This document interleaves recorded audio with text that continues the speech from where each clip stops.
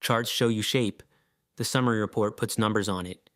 In one table, Stratum gives you the center, spread, and shape of every numeric column at once. This is the vocabulary of descriptive statistics. Start with the center.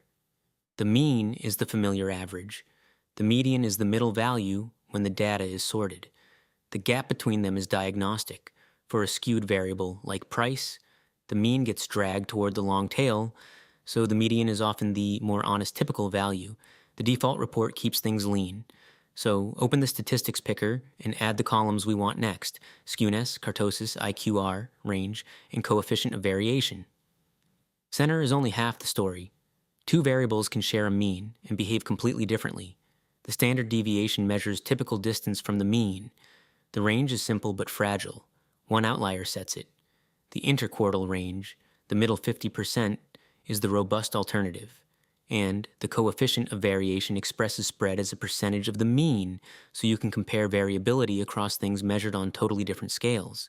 Two more numbers describe shape. Skewness measures asymmetry, positive for a right tail, negative for a left one. Kurtosis measures tail weight, how often you get extreme values. Here's the key habit.